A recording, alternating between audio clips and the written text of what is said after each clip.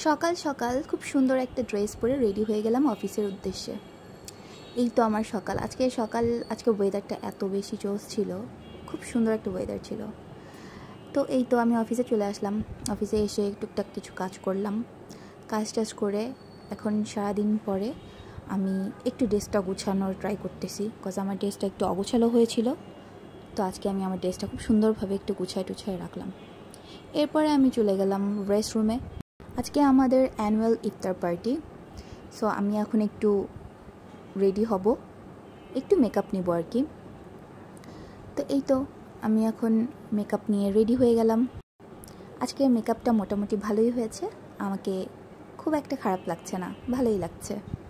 তো আমরা সবাই অফিস থেকে এখন বের হয়ে যাব। তার আগে আমার একটা অ্যানাউন্সমেন্ট ছিল, ওইটা দিয়ে নিচ্ছি। Attention please. We are pleased to inform you about the pick and drop service for our annual iftar program today. The pickup service will start at 3:15 p.m. on first come. Announcement শেষ করে আমি একটু wait করছিলাম। আজকের ওয়েদারটা এত বেশি জোস ছিল, আমি বারবার বাইরের শুধু শ্যুট নিচ্ছিলাম। গাড়িতে উঠে গেছি। আজকে মোটামুটি জ্যাম ছিল, খুব একটা জ্যাম বলবো না, বিকজ একদম শার্প 3:30টায় আমি গাড়িতে উঠে গেছিলাম। 4:30টার মধ্যেই আমরা লো মেরিডিয়ানে পৌঁছে গেলাম।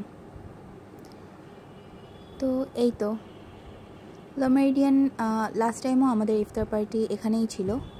এখানকার খাবারগুলো আলহামদুলিল্লাহ অনেক অনেক বেশি মজা, স্পেশালি ডেজার্টগুলো তো আমার অনেক বেশি ভালো লাগে। আমার পেটে যদি এক ফোঁটাও জায়গা না থাকে, তাও ওদের ডেজার্ট আমি খাবই খাবো।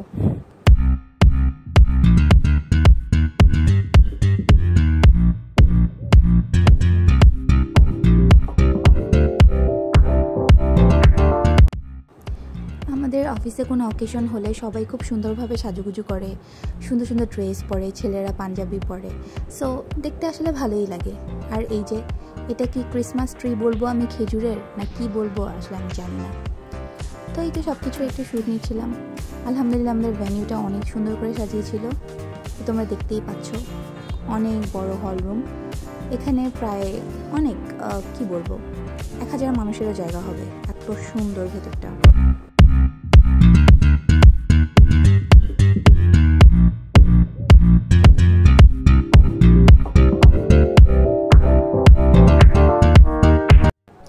তারপরে একটু চলে আসলাম সুইমিং পুলে। Just see the weather. ওহ, আমার এই ওয়েদারে খুব ভালো লাগে। আর এই সুইমিং পুল, এইটা তো আমার আমি এটা দেখে অবসেসড হয়ে যাই। এই সুইমিং পুল দেখলেই এখন আমার শুধু সুইম করতে ইচ্ছা করে, বিকজ আমার বসের কাছে আমি অনেক বেশি গ্রেটফুল।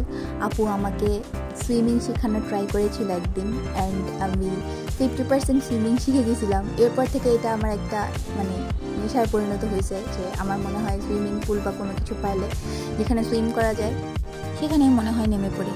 সো ভিডিওটা অনেক লম্বা হয়ে যাবে, তো পরের পার্ট নিয়ে ইনশাল্লাহ আবার চলে আসবো। সো আজকে এই পর্যন্তই, আল্লাহ হাফিজ।